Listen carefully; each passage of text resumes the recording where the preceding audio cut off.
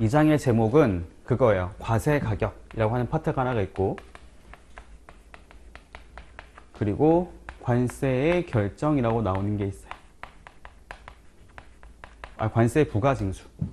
부가징수죠. 과세 가격하고 관세 부가징수 등.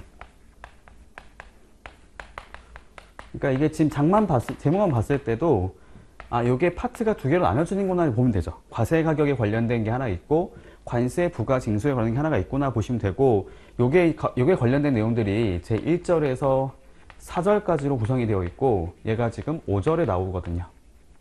참고로 말씀드렸습니다. 아무튼 뭐 중요한 건 아닌 거고요. 하나씩 얘기해 볼게요. 자, 제가 설명을 좀 드려보겠습니다. 저희가 이제 관세라고 하는 것들은 세금이죠, 세금. 세금을 저희가 부과하기 위한 요건, 세금 같은 경우에는 이게 지금 부과되려면 필요한 요건이라고 하는 것이 있어요. 이걸 저희가 과세 요건이라 말을 쓰는 게 있는데, 요게 네 가지를 요구하는 것이 있습니다. 네 가지. 네 가지가 이제 충족이 되면 자동적으로 납세 의무라고 하는 것들이 성립된다라고 이해하시면 돼요. 첫 번째가 뭐냐면 물건이요. 과세 대상. 그러니까 저희가 과세 대상이라 하는 것을 과세 물건이라고 말을 쓰고 있거든요. 뭐 같은 말입니다. 뭐 물건을 말을 쓰셔도 되고 아니면 과세 대상이라고 말을 해도 같은 말이에요. 대상이 있어야 되는 건 대상. 뭘까요?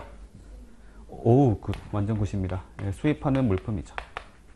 이렇게 두 가지가 있으면 된다는 거고, 달리 말을 하면 수입하는 경우 아닌 경우는 과세를 안 한다는 것이고, 수입하는 경우를 하더라도 물품이 아니라면 과세를 안 하겠다는 게 원칙인 거죠. 다만 그건 있긴 해요. 나중에 다 공부하시겠지만 저희 관세평가 공부할 때 보면 나올 건데 요런 거 있거든요. 권리 사용료라고 나오는 게 있어요. 권리 사용료. 그쵸. 특정한 어떤 권리를 사용한 대가를 지급하는 거죠. 근데 요거는 사실은 이 권리라고 하는 거 있잖아요. 요게 이거잖아요. 이거 무채물이거든요. 그쵸. 권리랑 눈이 안 보이는 건 아닌 거잖아요. 이게 무채물이기 때문에 얘랑 사실 안 맞다고 볼 수가 있어요. 물품이라는 것은 기본적으로 유채물을 말을 하는 것이거든요. 요런 것들 눈에 보이는 거 있잖아요. 요런 거 말을 하는 거라, 무채물 같은 경우는 당연히 무채물을 수입하는 게 있다더라도 과세를 안 한다고 생각하시면 되는데, 다만 예외가 뭐냐면은 무채물이 있다더라도 이 무채물 자체가 수입되는 게 아니라 이 무채물에 대한 대가가 이 유채물 안에 포함이 된다 라고 하는 게 있을 때는 얘도 같이 포함해서 과세를 해버리는 것이죠. 왜냐하면 이 물품의 대가를 구성한다고 보니까. 달리 말을 하면 이 수입자가 어떤 물건을 구매할 때는 그 물품 가격뿐만이 아니라 여기 나와 있는 어떤 특정한 권리 사용료라고 하는 것까지 지급을 했을 때 물건을 구매할 수 있다고 보는 거예요. 그러니까 내가 이 물건을 사기 위해서는 이 전체를 다 지급해야 한다고 보는 것이죠. 거의 그런 거 있잖아요. 상표권. 상표권은 어떤 특정한 상표. 뭐가 있을까요? 디즈니? 이런 거 지금 디즈니 관련된 굿즈가 있어요. 물건들. 그런 것들 수입하려면 당연히 그에 따른 로열티를 지급해야 될 거잖아요. 그렇죠? 그냥 공짜로 갖고 수는 없을 거 아니에요? 그런 것들에 대한 것들도 물품 대가를 구성한다고 봐가지고 요거에 대한 것들도 과세를 하는 형태로 가게 됩니다. 자, 두 번째가 뭐냐면은 요거예요. 과세 표준. 과세 표준은 이거거든요. 과세 물건이 있다고 쳤을 때 과연 그렇다면 그거에 뭐를 가지고 과세를 할 거냐는 거예요. 그렇죠. 대상 나왔잖아요. 수입하는 물품이라고 했어요. 그럼 수입하는 물품에 뭐에 관련된 걸 가지고 과세를 하겠냐는 거죠. 기준이라고, 그러니까 쉽게 말하면은 기준이라고 이해를 하시면 될 것 같아요. 근거가 되는 어떤 기준 같은 거. 요거는 크게 두 가지가 있거든요. 첫 번째로는 가격이 있고, 두 번째로는 수량이 있습니다. 가격으로 하는 것을 종가세, 수량하는 것은 종량세라 부르죠. 보통 그런 거 있어요. 일단 관세는 거의 대부분이 가격을 가지고 합니다. 그렇기 때문에 그 말인즉슨 가격이 높으면 높을수록 관세가 높게 부과된다라는 것이고, 수량으로 하는 경우에는 이제 개수 또는 중량당으로 하는 것이거든요. 그러니까 한 개당 얼마 이렇게 가겠죠. 또는 1kg당 얼마 이렇게 가는 거 저희가 종량세라 불러요. 종가세와 종량세는 엄연한 차이가 있는데, 저희 관세 같은 경우는 거의 대부분이 가격을 가지고 하고 있는 거고, 요거 관련된 거 저희가 공부하고 있잖아요. 관세 평가. 그렇죠?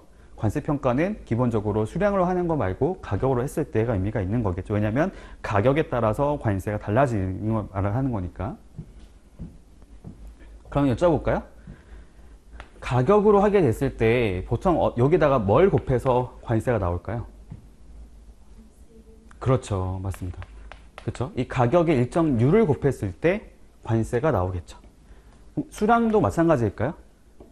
수량 같은 경우는 율로 하는 게 아니라 보통은 곱하는 게 아니고 개수당 얼마라고 하는 금액으로 하게 돼요. 한 개당 뭐 한 개 수입할 때 관세 얼마 이런 식으로. 얘랑 얘랑 차이가 있는 거죠. 얘는 율로 하는 거고 얘는 이제 금액 가지고 하는 겁니다. 자, 그러면 세 번째 나오는 게 뭐냐면 그거거든요.